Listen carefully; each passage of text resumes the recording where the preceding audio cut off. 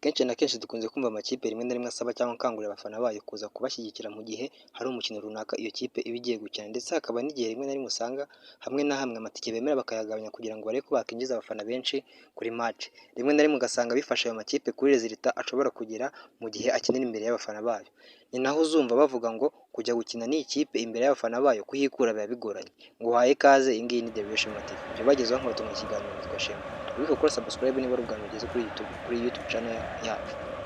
Uyu munsi naguteguriye amwe mu makipe agira abafana bafana mu buryo budasanzwe ku stade yabo. Uhaye ikaze.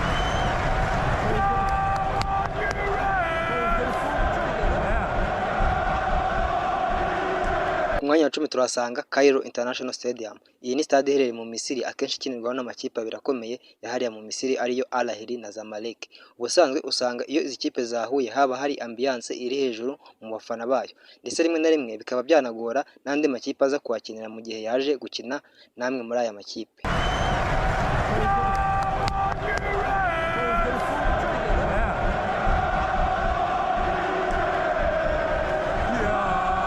Umwanya wa 9 turasanga Camp Nou. Iyi ni stade ikinirwaho n'ikipe ya Barcelona, nayo ikaba imwe muri stade nayo izwiho kugira abafana nabo usanga imifanire yabo ibiri hejuru cyane. Umwanya wa 8 turasanga Celtic Park. Iyi ni stade y'ikipe ya Celtic yo mu gihugu cya Scotland. Iyi ni imwe mu makipe nayo azwiho kugira bafana mu buryo buri hejuru cyane. Usanga ahanini bikaba akarusho iyo noneho bakinye n'ikipe bakunze guhangana cyane yitwa Rangers.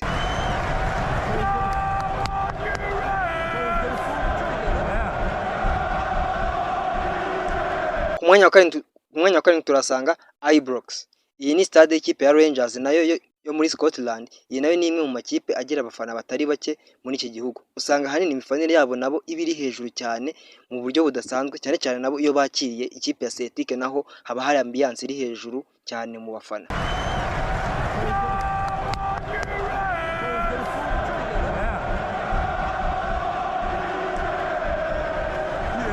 Umwanya wa 6 turasanga Santiago Bernabeu. Iyi ni stade y'ikipe ya Real Madrid. Iyi ni imwe nayo muri stade abantu benshi bakubwira ko ni gake cyane uzabona ikipe ipfa kuhaza ikakura intsinzi yakinye n'ikipe ya Real Madrid, kuko ni zimwe muri stade nazo zikunze kugorana cyane.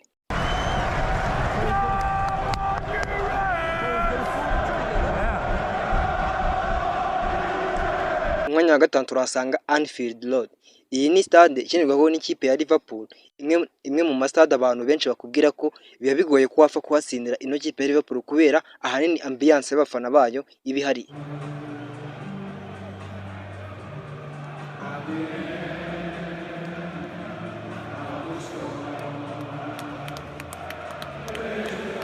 Umwanya wa 4 turasanga Signal Iduna Park. Iyi ni stade y'ikipe ya Borussia Dortmund, imwe muri stade ziri mu Budage zizwiho kugira abafana bagira imifanire iri hejuru ku rwego ruri hejuru cyane, kuko si kenshi amakipe apfa kuhakura intsinzi nubwo byaba bimeze bite, biba byabanje kugorana.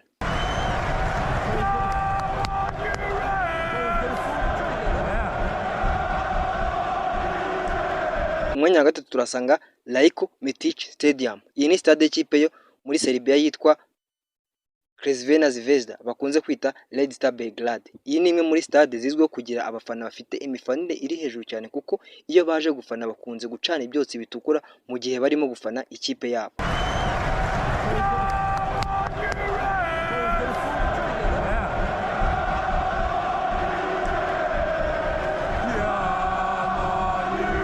Umwanya wa 2 turahasanga Rams Park. Iyi ni stade y'ikipe ya Galatasaray, imwe mu makipe afite abakunzi benshi mu gihugu cya Turkiya.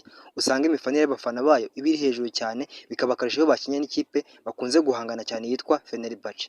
Iyi ni match usanga ahanini itaburamo imvururu nyinshi yaba ku bakinyi cyangwa se abafana, kubera ihangana ridasanzwe kuri aya makipe.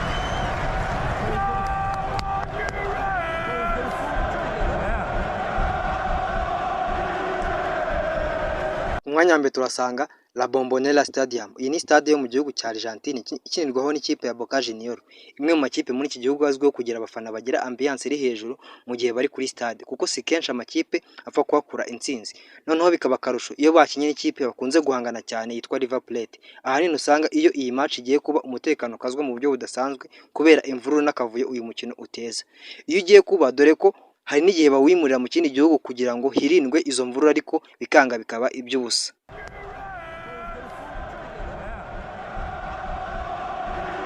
Gushimiye wafashe umwanya wawe ukadukurikirana. Iyi ngiyi ni The Real Shema TV.